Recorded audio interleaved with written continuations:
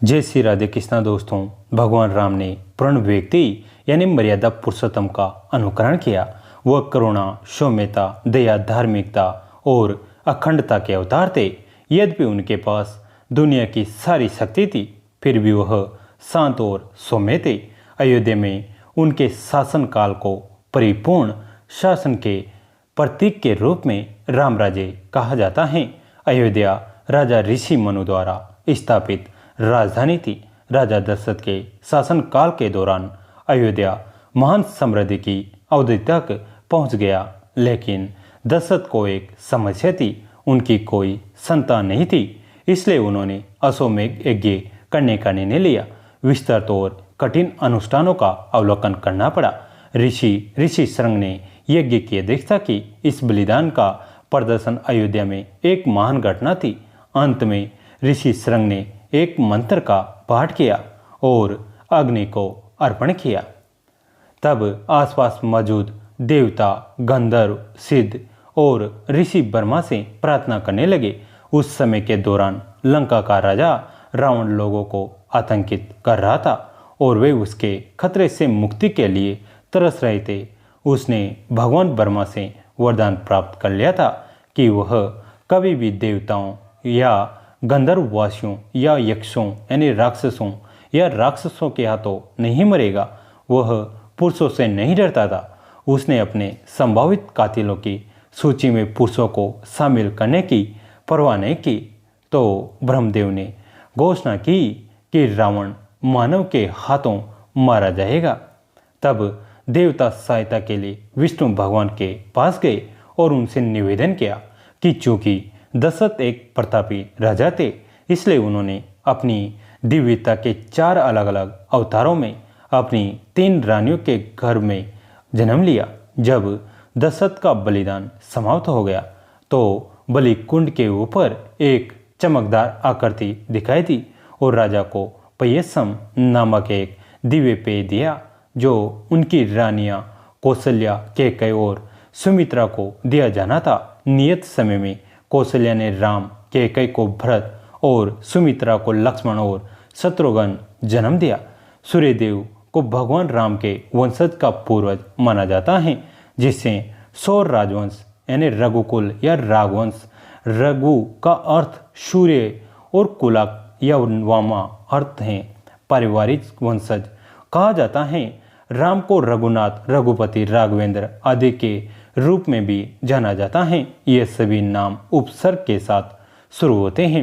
रघु भी सूर्य पूजा के साथ कुछ लिंग का संकेत है। भगवान के जन्म के पालन के लिए चुना गया समय वह है जब सूर्य अति हो जाता है और अपनी अधिकतम चमक का होता है। कुछ दिन संप्रदायों में रामनवमी के दिन प्रार्थना राम के आह्वान से नहीं बल्कि सूर्य के लिए शुरू होती हैं। कई भाषाओं में सूर्य और प्रतिभा का वर्णन करने के लिए फिर से शब्दांश यानी रा का उपयोग किया जाता है। संस्कृत में रवि और रविंद्र दोनों का अर्थ सूर्य है। रामायण की कहानी रावण ब्राह्मण था। वह एक महान विद्वान थे जिन्होंने शास्त्र दर्शन पर कई रचनाएं लिखी। वह दिखने में शक्तिशाली, गतिशील और सुंदर था। लंका के प्रतिभाशाली सुंदर राजा के रूप में उनके पास वह सब कुछ था जो उन्हें सुखी और शांतिपूर्ण बनाने की आवश्यकता होगी। फिर भी वह अहंकारी और लालची था। उनकी अतृप्त इच्छाओं ने उन्हें अधिक से अधिक शक्ति, अधिक से अधिक धन और अधिक से अधिक महिलाओं को अपनी हर इच्छा को पूरा करने के लिए प्रेरित किया। राम और रावण के बीच मुख्य अंतर यह है कि भगवान राम का हृदय दिव्यता, प्रेम, उदारता, विनम्रता और कर्तव्य की भावना के साथ बह निकला। इसके विपरीत रावण का दिल घृणा और अहंकार से भरा हुआ था। भगवान राम के दिव्य स्पर्श के तहत पशु भी उनके भक्त और उनके दिव्य सहायक बन गए। रावण के स्पर्श के तहत इंसान भी जानवर बन गए। अपनी नेक और दिव्य पसंद के माध्यम से राम दुनिया को अर्थ के ऊपर धर्म चुनने के लिए सिखाते हैं। जब वह राजा के रूप में राज्याभिषेक करने के बजाय जंगल के लिए निकलते हैं, भगवान राम सिखाते हैं कि पुत्र के रूप में सम्मानपूर्वक और प्यार से अपने पिता के आदेशों का पालन करें। अपने पिता की गरिमा के लिए अपने आराम का त्याग करें। सौतेले बेटे के रूप में, यहाँ तक कि जब आपकी सौतेली माँ या सास आपके प्रति दयालु नहीं होती, स्पष्ट रूप से नापसंद करती हो, अपने ही जन्म के बच्चे के पक्ष में आपके खिलाफ अपराध करती हैं, उससे नाराज न हो, उसके खिलाफ लड़ाई न करे, उसकी और उसकी इच्छा का सम्मान करे। भाई के रूप में अपने भाई के प्रति प्रेम रखे, उसकी देखभाल करे। एक पति के रूप में अपनी पत्नी की रक्षा करो, उसकी सुरक्षा और उसकी पवित्रता के लिए लड़ो। लेकिन कई बार ऐसा भी होता है कि किसी के दिव्य मार्ग को गृहस्थ स्वामी के रास्ते पर भी चलना चाहिए। गृहस्थ की भूमिका को अंतिम भूमिका के रूप में न रखे, एक राजा के रूप में अपने लोगों के लिए सब कुछ बलिदान कर दे। अपने खुद के आराम, अपनी सुविधा या अपनी खुशी के बारे में चिंता न करे। राज्य को अपनी जरूरतों के आगे रखने के लिए तैयार रहें। रावण के अहंकार के कारण ही उसका वध हुआ। पहले उसके आत्मा और हृदय की मृत्यु हुई और फिर उसके शरीर की मृत्यु हुई। उसने सोचा कि वह वही है जो संसार चलाता है, उसने सोचा कि वो सब करता है। दूसरी ओर भगवान राम हमेशा विनम्र थे और उन्होंने कभी किसी चीज़ का श्रेय नहीं लिया।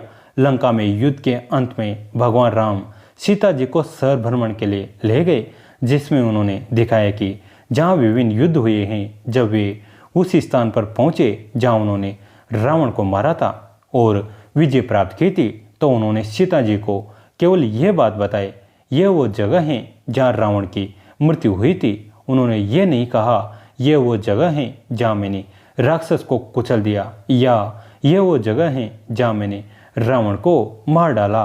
रामनवमी एक त्यौहार है जो राजा दशरथ के पुत्र भगवान राम के जन्म का जश्न के रूप में मनाया जाता है। यह उन सभी सदियों पहले अयोध्या में एक खुशी का अवसर था जब राजा दशरथ का उत्तराधिकारी पैदा हुआ था। यह राजा के लिए एक सपने से सच होने जैसा था, क्योंकि एक उत्तराधिकारी की कमी ने उसे कई सालों से तक परेशान किया था। राम का जन्मोत्सव 9वें दिन शुक्ल पक्ष में अमावस्या के बाद मनाया जाता है, जो अप्रैल के महीने में आता है। दोस्तों, कैसी लगी आज की कथा कमेंट करके ज़रूर बताएं। वीडियो को लाइक करें, चैनल को सब्सक्राइब करें, घंटी के बटन को दबाकर ऑल पर क्लिक करें। दोस्तों, इस कहानी को अपने दोस्तों के साथ, फैमिली के साथ, सभी के साथ शेयर जरूर करें। कहानी अंत तक सुनने के लिए आप सभी का तहे दिल से धन्यवाद।